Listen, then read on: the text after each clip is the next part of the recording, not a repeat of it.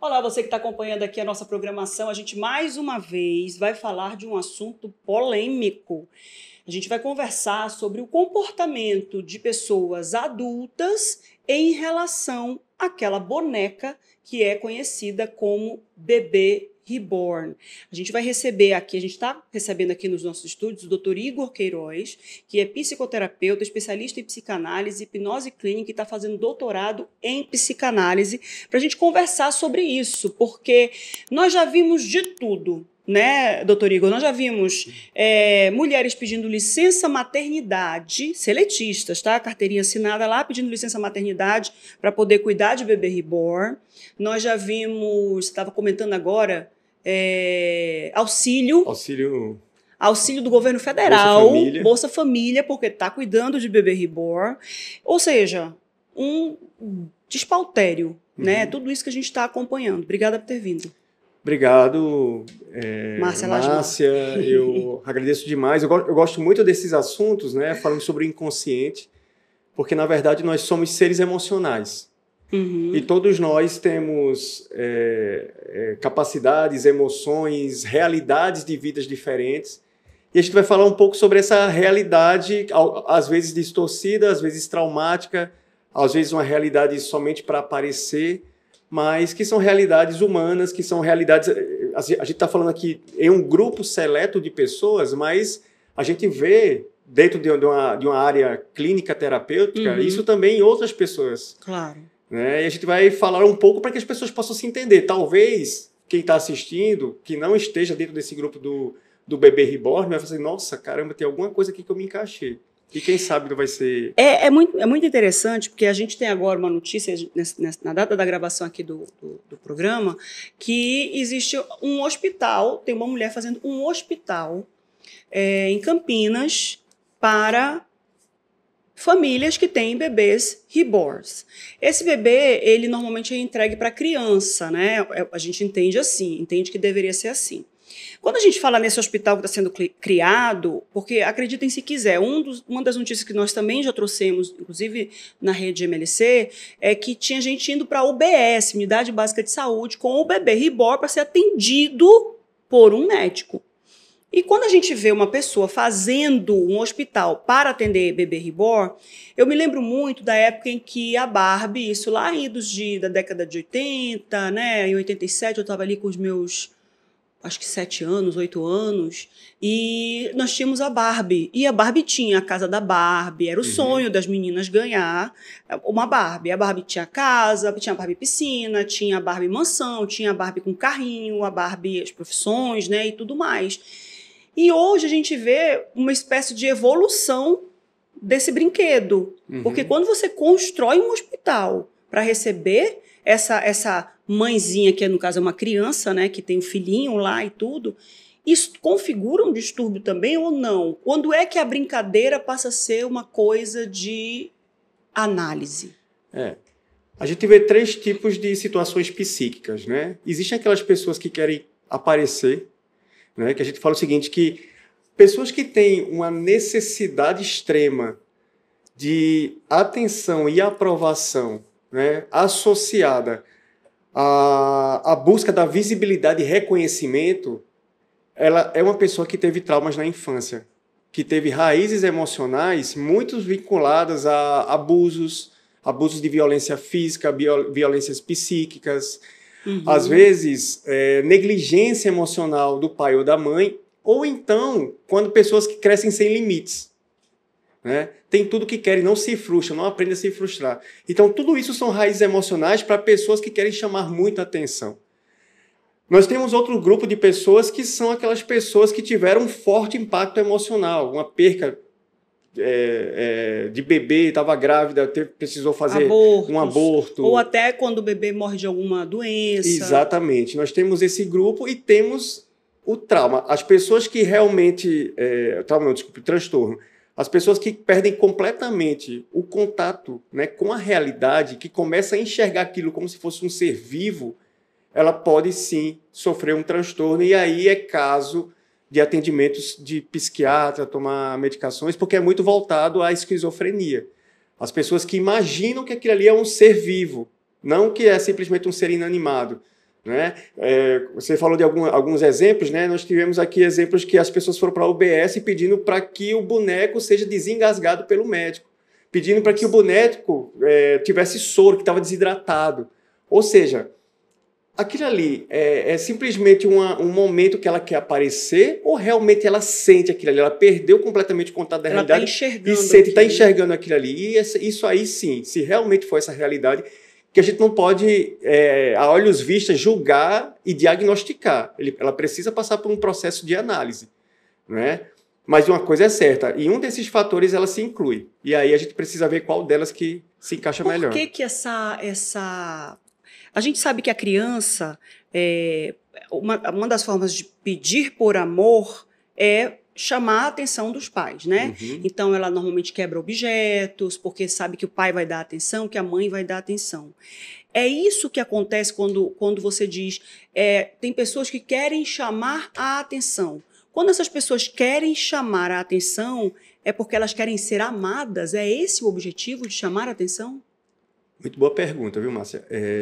Olha só, a nossa personalidade ela é construída até os 7 anos. É a nossa primeira infância.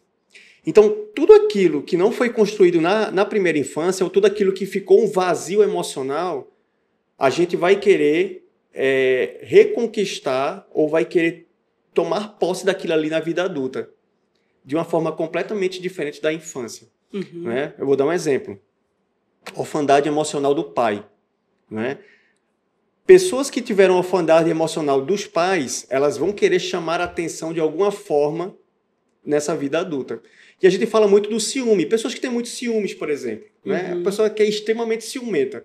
Quando a gente vai fazer uma análise, essa pessoa que é extremamente ciumenta, ela não teve aquela presença paterna emocional que ela gostaria de ter. Então ela vincula... A gente está falando da mulher, né? Sim. Nossa questão aqui é a mulher. Ela vincula no seu parceiro, no seu marido, namorado, a atenção. Ela tem a necessidade de ter atenção que ele precisa dar para ela e que ela não teve do pai. Ou seja, junta aquelas duas atenções, as duas atenções que ela está querendo naquele momento, e aí começa a ter aquele comportamento excessivo. Né? Junto e aí fica com medo pesado. de abandono. Exatamente, junto com o medo do abandono. Porque o pai, ela se sente carente. Ela se sentiu abandonada pela carência que foi projetada na infância e agora ela está perpetuando isso na vida adulta. Ela está querendo trazer, ela não está querendo. Ela falou assim, já fui abandonada uma vez, não quero ser abandonado de novo. E aí ela vai fazer o possível para ela não ser abandonada e ela acaba sendo a pessoa tóxica do relacionamento. Muitas das vezes, quando a gente está falando, quando a gente tem alguém no consultório e ela fala muito ela ou ele, né? Fala muito do outro. Primeira análise que se ela está falando muito do outro, talvez ela está se encaixando naquela fala, ela não está percebendo que ela está falando dela mesma. Porque na maioria dos relacionamentos, e a gente vê agora com o bebê reborn os comportamentos, nós julgamos muito comportamentos de terceiros que, na verdade, nós temos aqueles comportamentos e não percebemos. É como se fosse uma briga de ego. Eu não quero ver no outro algo que é somente meu. Mas isso existe mesmo? Existe. Porque assim, todas as vezes que a gente olha para alguém, vamos dar um exemplo aqui, nossa, olha só como é que aquela pessoa está tratando o garçom, isso é muito feio, eu jamais seria capaz de fazer isso. Nesse aspecto, eu estou identificando no outro ou não? Isso é uma situação de... A sociedade está percebendo um comportamento desregular, disfuncional. Existe uma frase... Me dê um exemplo sobre isso aí. Existe uma frase na psicanálise, na psicologia, que fala o seguinte: quanto de você mais tem naquilo que você mais critica no outro? Né? Quanto de você enxerga aquilo ali? Quanto de você tem naquilo que você mais critica? Né? São situações diferentes. Uma coisa é eu olhar um comportamento de outra pessoa, criticar aquele comportamento, sendo que eu sou uma pessoa extremamente igual. Eu já tive pacientes que, como eu falei, ele falava tanto de um comportamento de pessoas do trabalho que, quando a gente vai analisar, ela era uma pessoa exatamente igual. Só que parece que ela não queria uma competitividade, ela não queria uma concorrência naquele momento. Isso aqui é inconsciente, não é consciente, ela não sabe que está acontecendo isso. Não é? Agora, é claro que tem outra situação que fere os princípios e valores da pessoa. Aí sim, por exemplo, como você falou, poxa, a pessoa ali está ridicularizando o garçom, isso fere meus princípios e valores e eu vou ter uma reação adversa àquilo ali. Certo. Entendeu? Mas, quando a gente está, por exemplo, a minha chefe, ela é muito cri-cri, Né? Ela é chata? Ela é chata. Ela é exigente? Ela é muito exigente. Opa, será que você no lugar dela não se comportaria da mesma forma? Entendeu? Ah, mas eu tô com... Eu tenho uma pessoa o meu chefe, ele vem, ele fala mal de mim, ele manda eu levantar a bunda da cadeira quando ele quer que eu faça alguma coisa. Opa, mas será que você também não faria isso? Será que também não é o teu perfil Você não comportamental? trata os colegas assim? Será que você não trata os né? colegas desse jeito? Entendeu? Por isso que é muito interessante quando as pessoas falam de outras pessoas e a gente começa a analisar que talvez essa pessoa que ela está falando seja mais dela do que das outras. Entende? Essa questão do bebê reborn, a gente vê o seguinte, algo completamente fora da realidade. E aí as pessoas realmente vão se impor e vão falar sobre isso. Claro que ela não vai fazer igual. E aí, como eu falei, está ferindo um pouco dos valores dela. Poxa, jamais eu trataria um boneco como eu trato o meu próprio filho. Isso aí é fora dos meus princípios, é fora dos meus valores. E aí a gente tem essa barreira, né? Mas muitas das pessoas que fazem isso, que tratam esses bebês, esses objetos, essas bonecas inanimadas como crianças, realmente ou elas querem chamar atenção ou elas estão passando por um trauma ou um transtorno. A gente estava conversando na Copa, o Clóvis e eu, e o Clóvis chamou a atenção para não sei se era na Copa ou era na redação, e o Clóvis é o nosso mídias aqui. E ele disse assim, nossa, essas pessoas que têm esse bebê parecem que têm necessidade de controle, porque a partir do momento que você tem um bebê que não tem vontade, que não chora, eu vou determinar a hora que as pessoas que já estão com um transtorno, né? Uhum. Eu vou determinar a hora que ele acorda, eu vou determinar a hora que ele mama, eu vou determinar o que ele tem, eu vou determinar o comportamento dessa criança, coisa que não aconteceria com um bebê, uma pessoa. Existe isso também? Uma necessidade de controle absoluto? Pode ser um reflexo nessa manutenção desse bebê com você? Na verdade, é você querer viver no mundo perfeito, né? O mundo perfeito é que eu tenho um bebê que ele não chora de madrugada, que ele deixa eu dormir e ele durma a noite toda. Ou que ele somente tem as necessidades na hora que eu estou disponível a saciar as necessidades dele. Então, é um mundo imaginário e literalmente uma fuga da realidade, porque na realidade não é assim. Na realidade das pessoas, muitas das vezes, elas trabalham em um ambiente profissional que ela está descontente. Ela tem relacionamentos tóxicos que ela não gostaria de ter. Na realidade, ela pega não sei quantas conduções para poder passar os dias se deslocando, que ela gostaria de ter outra realidade. Sim. Né? Então, assim, é uma questão de controle, mas uma questão principalmente de fuga da realidade. Ela gostaria que ela estivesse no mundo de conto de fadas, que tudo acontecesse da forma que ela gostaria. Tem pessoas que falam assim, você ter um animalzinho é a mesma coisa de ter um filho, né? Isso é outra polêmica, né? Porque eu acho super carinhoso quem tem um animal e trata com, é meu filho, é não sei o que, é meu filho. Mas eu já vi, por exemplo, pessoas da internet que dizem, não, ele é um cachorro, eu sou o tutor dele. Sim. Gosto, trato bem, brinca comigo, eu brinco também, Deus me livre de perdê-lo, mas eu sou tutor, eu não sou pai de um cachorro. E Deus o livre de se chamar de cachorro, né? E a gente entrando nessa questão do animal, muitas das pessoas hoje, e a gente falando, lembra que eu te falei que aquilo que eu visualizo no outro, na verdade, eu tenho um pouco daquilo ali? Sim. Talvez as mães de animais, de pets, né? Mães de pets que ridicularizam ou que falam mal dessas mães de bebê reborn, talvez elas queriam estar lá. Não se percebam. Mas elas tratam o animal, o pet, da mesma forma que a mãe do bebê reborn trata o bebê, trata o boneco.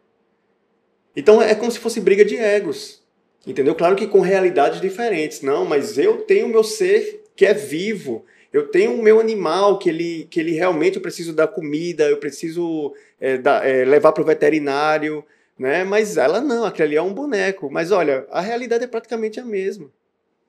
Entendeu? É a necessidade. Aí vem a questão da necessidade emocional, né? A compulsividade de ter algo para dominar, de ter algo no teu controle, né? Como o seu colega de trabalho falou. E principalmente a questão da fuga da realidade. Talvez você não ter, uma pessoa que não pôde realmente ter um bebê ou não quer ter a preocupação de ter uma criança, porque realmente é uma responsabilidade muito maior, né? E quer ficar ali somente nas questões muito mais básicas. Eu não vou...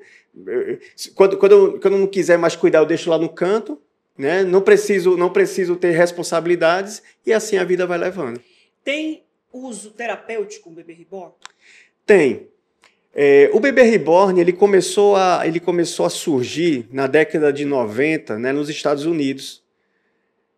Pessoas que passaram por problemas de luto com a criança, às vezes tratamentos ali de ansiedade, depressão, até mal de Alzheimer, né, idosos, mal de Alzheimer. Existe o tratamento terapêutico com bebês reborn. Só que eu falo sempre o seguinte: essa questão é igual à medicação psiquiátrica, né? A medicação psiquiátrica, a não ser que o seu problema seja estritamente no teu organismo, né, nos neurotransmissores, o meu organismo não está produzindo a serotonina necessária para que meu humor seja estabilizado e, consequentemente, eu saia de uma ansiedade, eu saia de uma depressão, né? Se por acaso esse problema for somente químico, a medicação ela vai resolver. Porém, na maioria dos casos, é uma questão emocional, né? A medicação ela vem para dar uma impulsionada. Poxa, eu tô depressivo, eu não consigo sair da cama, eu não consigo tomar um banho, eu não quero comer, eu não quero conversar com ninguém, eu quero ficar só no meu escuro. Aí a medicação vem para te dar uma respirada, e aí você caminhando, você num processo psicoterapêutico, você vai entender, você vai voltar para a tua realidade. Você, olha, você precisa deixar de sobreviver e começar a viver novamente. Né? O que eu falo? A medicação ela é uma ponte. Então, muitos casos desse bebê reborn, eles podem ser empregados mais como uma ponte. Não vai ser como uma muleta, que você vai viver eternamente com ela. Não, é uma ponte. Olha, quando você sair do teu, né, do teu abalo, do teu transtorno psíquico naquele momento, naquele desespero, né, da tua crise, aí sim você parte para a tua realidade. Né? Um exemplo clássico disso, né? Filme Náufrago.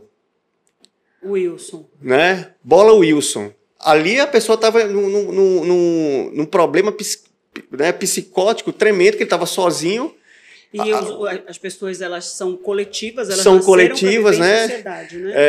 Tem até uma brincadeirinha que fala o seguinte: o que adianta você...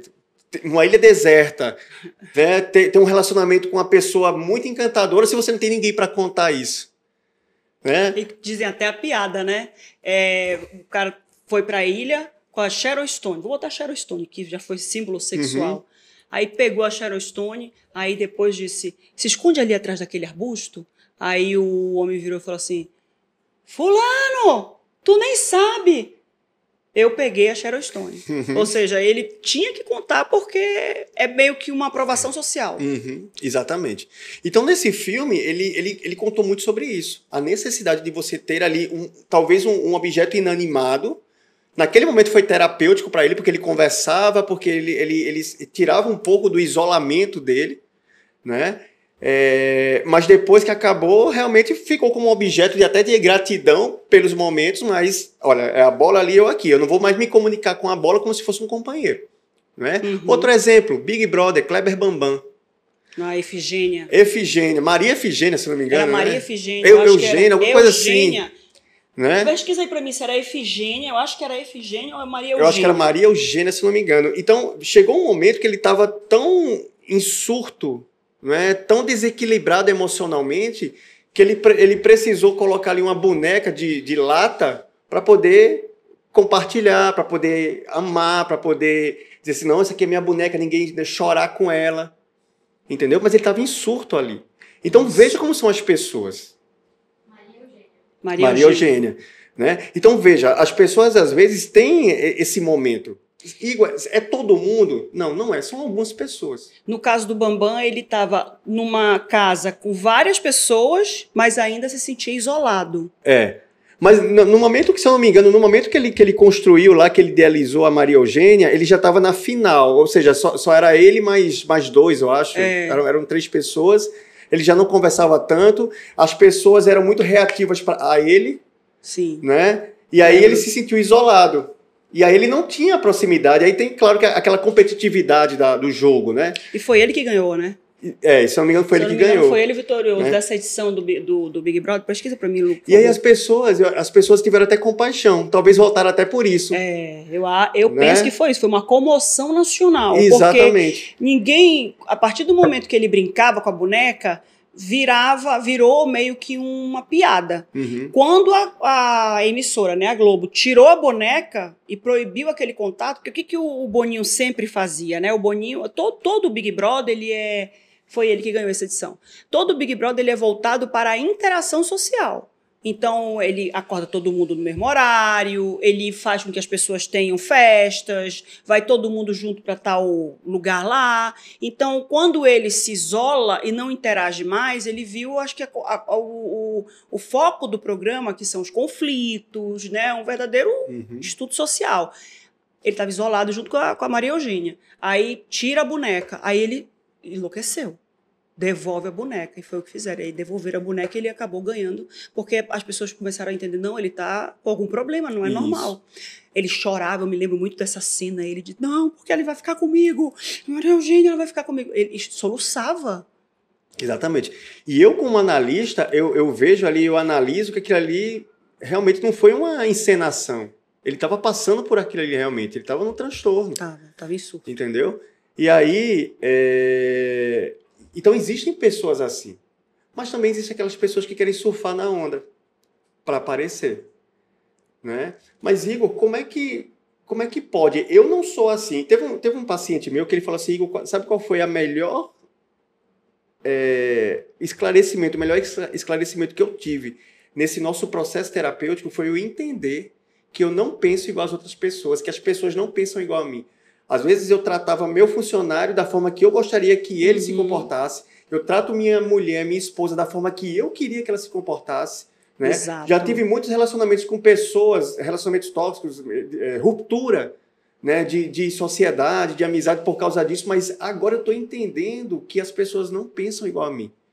E é exatamente isso, as pessoas não pensam igual. Então, o que pode acontecer com um, não necessariamente vai acontecer com o outro. E outra coisa, é engraçado que a gente está falando desse assunto, e eu conversei hoje mais cedo com uma prima minha exatamente sobre isso. Além de não pensar como você, o comportamento também é completamente diferente. Porque o pensar igual é uma coisa, se comportar igual ou diferente é outra. Então, o que é um absurdo para mim, não é um absurdo para o outro. E eu preciso respeitar. Exatamente. Como, por exemplo, pessoas que traem. Dando um exemplo aqui. Nossa, para mim isso é um absurdo. Para o outro, ele vai achar justificativas ou do desvio de caráter, ou do machismo ou do feminismo, dependendo de quem vai trair, né? Se é o homem ou se é a mulher, que eu não estou colocando que não existem, não é só um fator que determina a traição, nem nada disso, mas isso não significa que a forma como ele vive a vida dele, ou a forma como ela vive a vida dela, esteja errada. Para ela faz sentido, para ele faz sentido. E eu não posso querer que o outro se comporte como eu entendo ser a melhor forma. Exatamente. E sabe o que aconteceu para que as pessoas tenham comportamentos diferentes, tenham pontos de vista diferentes, tenham princípios e valores diferentes? As experiências foram diferentes. Exato. As criações foram diferentes. Essas pessoas que traem, eu já tive pacientes, homens, que falam assim, Igor, eu quero ser da minha mulher, mas eu não consigo. E a gente, numa análise comportamental e de história, a gente viu que o pai dele levava amantes para casa. Com a mãe presente? Com a mãe presente, a mãe deixava. Entendeu? O pai, quando ele era pequenininho, falava assim, olha, é assim que tem que ser, homem tem que ter várias mulheres. Olha o que essa criança emocionalmente foi enraizada na mente dela. E aí, quando adulto, e é isso que a psicoterapia vai fazer com que você enxergue isso, porque a psicoterapia é o autoconhecimento. Eu não aceito do jeito que eu tô, preciso saber por quê. Eu sou louco, eu sou uma pessoa que... não controla as emoções? Não controlo, eu sou uma pessoa completamente diferente do normal. E aí quando vem a religiosidade, normal, né? Porque religiosidade cobra muito isso, de você ser uma pessoa muito certinha. Né? O que está acontecendo comigo? É espiritual, então já é o demônio. Né? Então, tem pessoas que fazem isso, né? Terceirizam. E quando a gente vai entender, analisar a essência inconsciente psíquica dessa pessoa, a gente vê que tem muitas relações na criação, no desenvolvimento, nas experiências. É impressionante como a infância norteia A infância norteia o adulto que você é. Uhum. É uma coisa assim... Com certeza. É impressionante isso. Porque quando você fala aí o comportamento normal, o certinho, o que é o normal para um, o que é o normal para outro, tudo isso hoje é analítico realmente. Uhum. Né? Porque para mim, normal é ter meu marido e vivermos uma relação monogâmica. Isso para mim é normal. Mas para outras pessoas que não querem casar, que não querem se casar, não, o normal para mim, eu não quero compromisso, eu vou namorar com uma pessoa aqui, vou namorar com outra pessoa aqui, vou namorar... E isso também está normal. Uhum. Então, quando a gente faz a análise, para quem está assistindo aqui essa entrevista, quando te incomoda, quando te incomoda e você não consegue resolver sozinho, é quando você tem que procurar ajuda. Perfeito. Seria isso. E saber que você não é super-homem, você não é Mulher Maravilha, que você não tem que viver carregando seu fardo, né? Eu sou assim, não vou mudar. Pois é, então você às vezes é a pessoa tóxica do relacionamento e você não sabe, você não enxerga. Você terceiriza uma culpa, uma responsabilidade, sendo que você que está fazendo com que as coisas não aconteçam de forma saudável, né? Então é por isso que as pessoas precisam entender e saber que tudo tem uma explicação, né? A terapia, o terapeuta, o psicoterapeuta, ele está ali principalmente para não julgar. Por que a psicoterapia não pode ser feita por um familiar ou por um amigo próximo? Porque tem muito do julgamento. Às vezes, só uma expressão facial, você já visualiza ali que você está sendo julgado, que você está sendo criticado, e aquilo ali vai te prender, aquilo ali vai te doer. Não é? Então você vai num profissional onde você está num ambiente seguro, onde tudo que você falar não vai sair dali, é que a pessoa vai te entender, te acolher e te ajudar a ressignificar aquilo ali, mudar a tua percepção. Isso é maravilhoso. Isso é saúde emocional, saúde física, porque muitos problemas físicos vieram de situações emocionais. Nossa, né? Eu falei isso com ela. Cortisol te adoece, tensão te adoece, ansiedade te adoece. E tudo isso é desenvolvimento de transtornos a partir de infâncias, na maioria das vezes, problemáticas.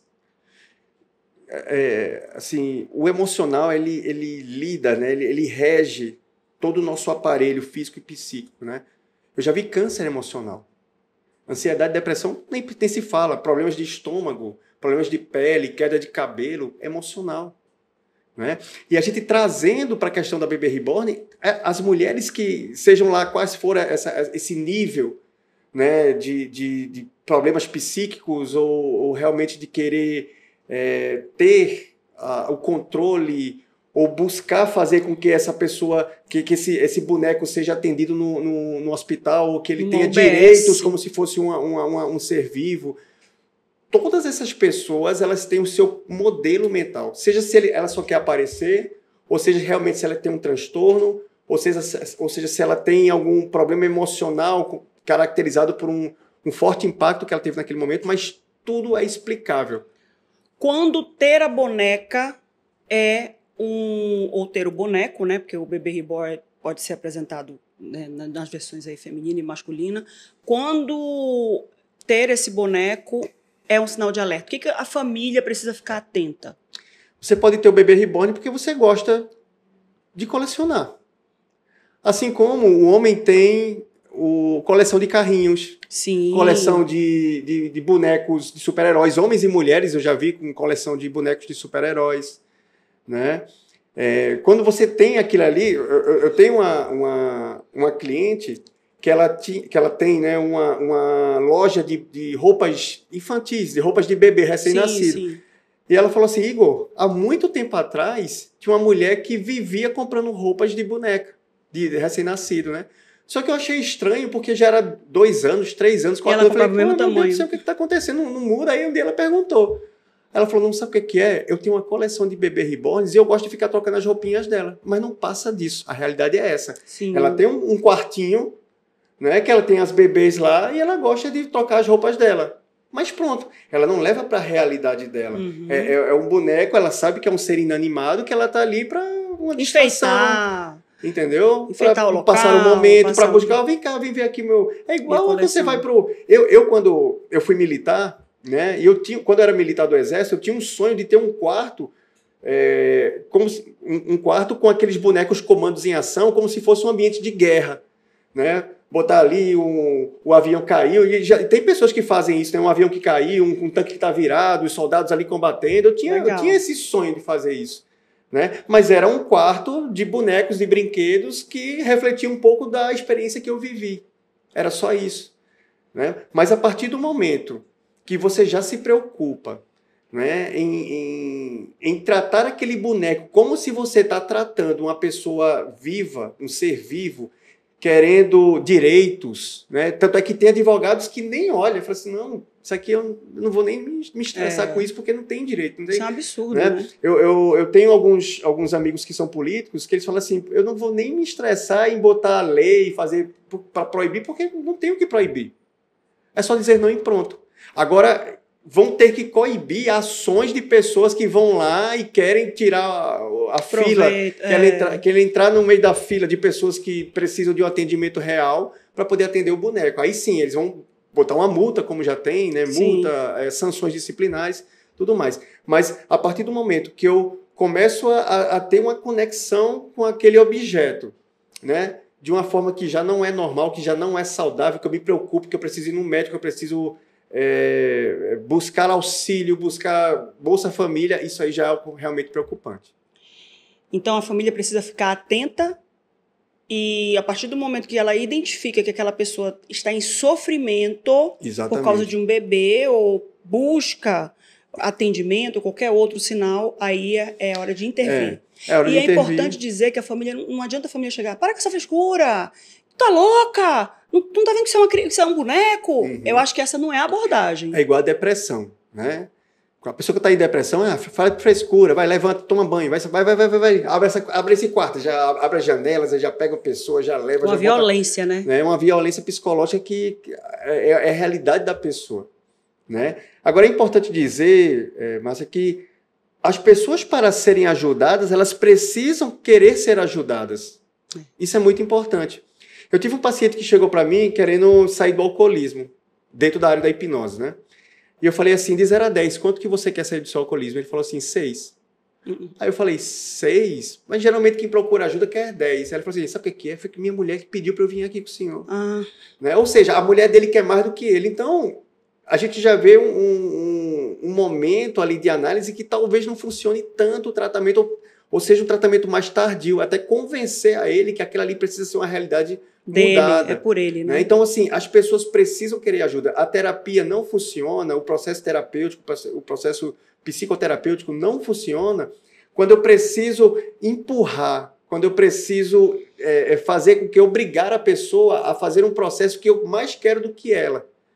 Ela precisa entender que aquilo ali talvez é um surto psicótico que ela está passando, né? E é claro que para ela entender isso, alguém precisa conversar com ela de uma forma muito singela, muito acolhedora, entender o que ela está sentindo, o que você está sentindo, me fala dos teus sentimentos, não me fala das tuas atitudes, me fala dos teus sentimentos, o que você sente, para você querer tanto dar atenção para esse bebê.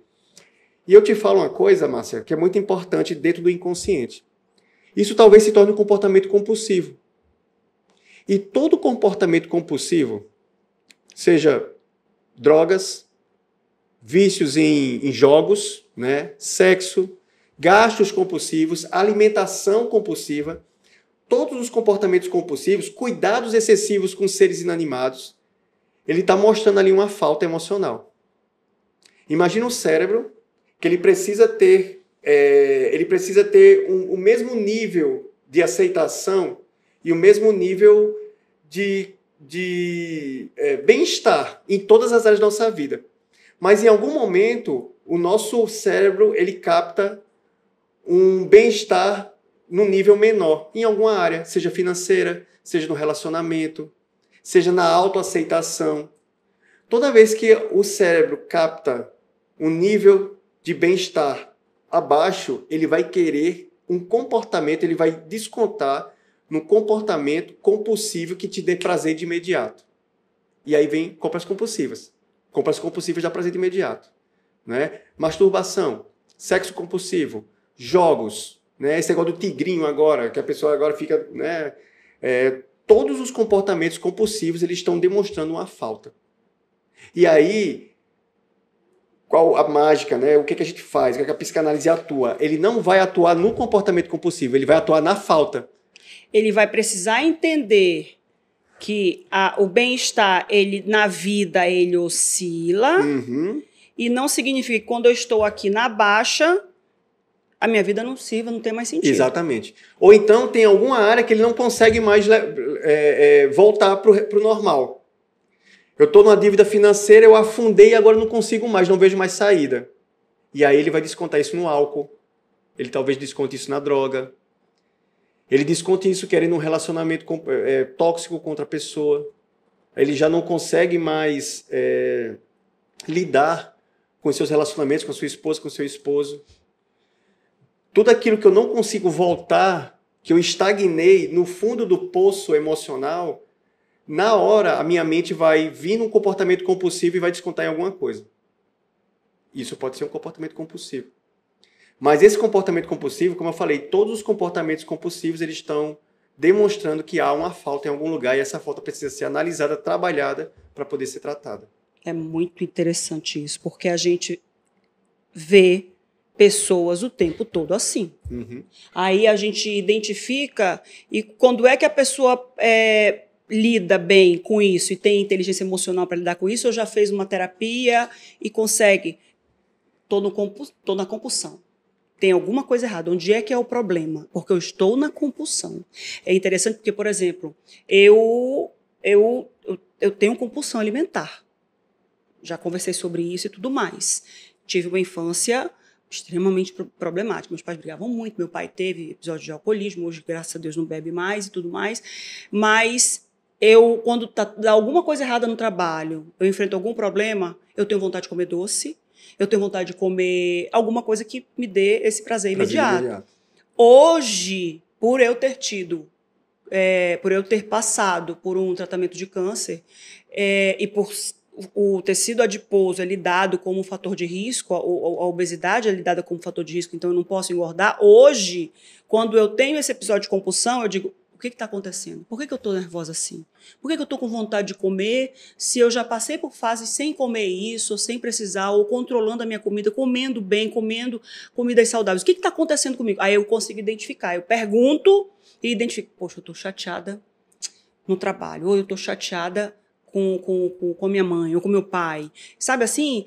Porque antes eu me chateava e comia bolo de um pote, torta, fazia brigadeiro, fazia isso, fazia aquilo. Hoje eu consigo identificar. Por quê? Porque eu tenho um interesse maior. Eu não posso mais cair, porque se eu aumentar meu peso, o meu tecido adiposo, que produz estrogênio, e o tumor que eu tive era receptor de estrogênio, eu não posso mais produzir. Então eu tenho que ter um percentual de gordura baixo.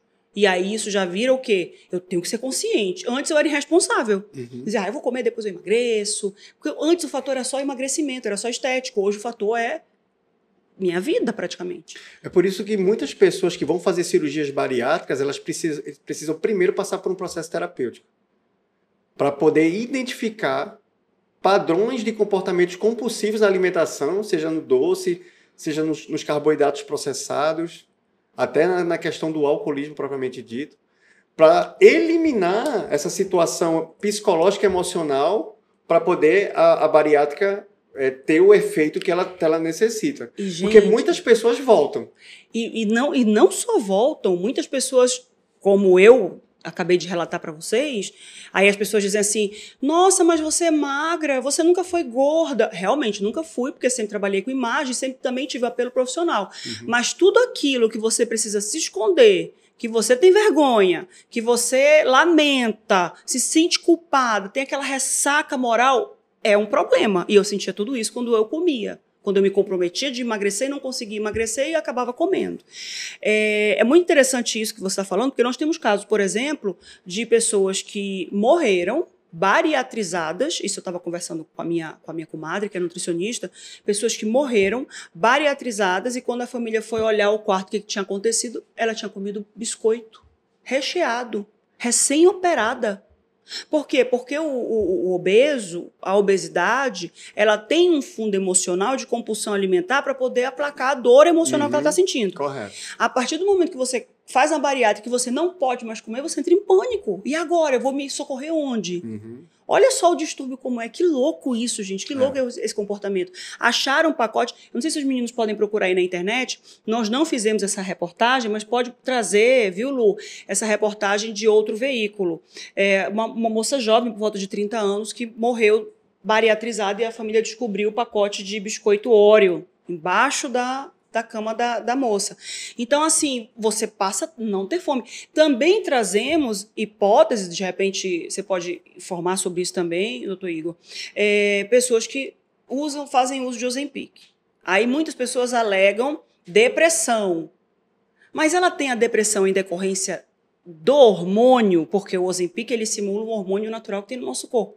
Ou a depressão surge porque ela perdeu o apetite e não tem mais como descontar na comida o apelo emocional que ela tinha, o vazio emocional que ela tinha. Isso é muito interessante porque a gente sempre vai querer uma fuga. Nós, dificilmente, nós vamos entender, nossa, eu estou passando por um processo e eu preciso saber lidar com esse processo. Mas lidar de um jeito que não seja buscando o processo de fuga, seja na alimentação, seja na bebida, seja querendo discutir com outra pessoa e sair ganhando, porque isso também é uma compulsividade emocional, né? Então, tem muitas medicações, intervenções farmacológicas que as pessoas buscam para poder saciar emocionalmente. Entendeu?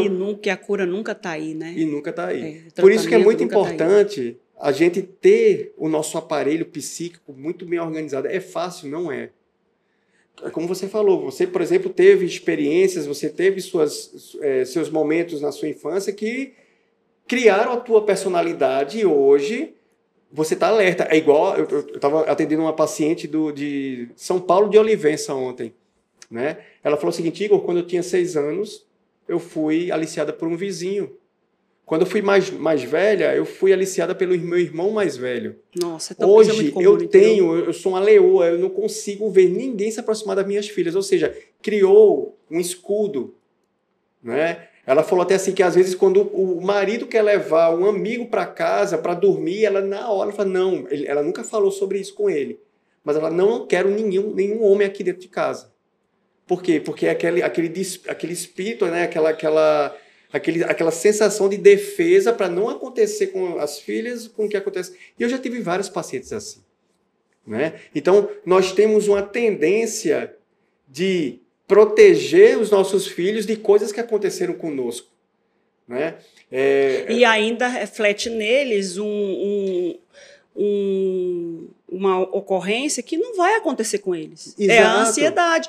A história deles vai ser diferente da história que eu tive. Eu não posso espelhar neles a minha história. Os meus medos. O medo é dela, né? Exatamente. Agora, sim, é muito importante a gente ter uma cautela enorme e buscar ajuda. Tem pessoas, Márcia, que algo aconteceu com o bisavó, aconteceu com a avó, aconteceu com a mãe, aconteceu comigo. Não quero que aconteça com minha filha. Isso a gente chama de, entre aspas, maldição hereditária, né? Popularmente, maldição hereditária é o ciclo de autossabotagem. Às vezes tem certas coisas que emocionalmente passa de uma pessoa para outra, e você precisa se tratar emocionalmente para que isso não passe para você, porque da avó passou para a mãe, que a mãe não se tratou, passou para a filha, e a filha agora vai passar para a filha da filha. Ela se trata os medos para poder aquilo não acontecer. Porque às vezes você quer defender e você expõe. E aí quando você expõe, aquela pessoa está mais suscetível que aconteça coisas que aconteceram que você não gostaria. Por exemplo, a minha avó foi alcoólatra, minha mãe foi alcoólatra, eu sou alcoólatra. Pô, mas minha filha está vendo esses estímulos. Ela está vendo que eu fico alegre quando eu bebo, eu fico extrovertido. O papai tira dinheiro do bolso. Ah, filha, quer comprar o quê? Toma isso aqui, filha. Eu estou fora da minha realidade. E na mente dela, isso é bom. Isso é bom. E aí ela tem uma tendência muito forte de quando crescer também seguir pelo mesmo caminho. Por isso que é muito importante a gente analisar. Para que a gente possa se defender e não possa projetar as coisas que a gente não quer que projete de ruim conosco para os nossos filhos. Doutor Igor, obrigada por ter vindo hoje aqui no nosso Deixa que eu pergunto.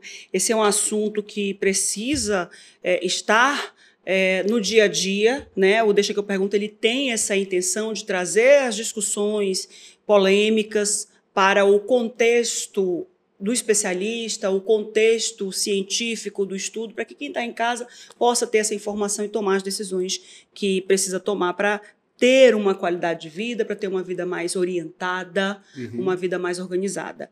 Eu quero só encerrar deixando um recado para quem está em casa. Eu uma vez entrevistei um psicólogo e ele disse assim, acho que foi uma psicóloga, ela disse assim, a mente, ela também precisa passar por um check-up anual. Da mesma forma que você faz o check-up, faz seu exame de sangue cardiológico, as mulheres vão para ginecologista, os homens para o urologista, você precisa passar por uma consulta com o psicólogo para saber se você está bem da sua mente, para você saber se você está evoluindo, crescendo, se você está orientado no mundo, se você não está com algum transtorno que você pode ter desenvolvido pela vivência que você passou naquele ano.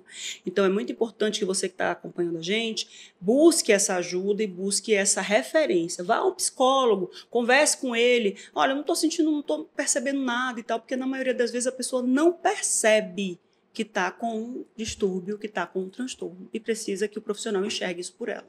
Perfeito. E a maioria das coisas, se não, eu me atrevo a dizer 99,9% das coisas acontecem na mente. Né? Se eu não trato minha mente, eu vou estar tratando só o sintoma, mas eu não trato a causa. Eu já vi pessoas com câncer, né, que a única coisa que ela queria era a presença dos pais do lado dela. E aí ela não consegue se curar porque ela não percebe isso. Quando eu estou mal, meus pais vêm comigo. Quando eu estou bem, eles se afastam. Aí a mente inconsciente, não, eu preciso estar mal. Depressão. Eu já tive uma paciente depressiva que a mente inconsciente dela disse, não, você precisa ficar depressiva porque você tem um amor das pessoas que você não teve na infância. Imagina o cansaço de cuidar dessa pessoa. Então, você só trata o sintoma. Quando você só pensa na questão física, você só trata o sintoma, você só trata a consequência. E tudo é gerado pela emoção. Pela emoção abalada, pela emoção doentia, pela emoção traumatizada. Por isso que muitas das vezes, quando você consegue melhorar, consegue tratar a tua mente, muitas das coisas passam.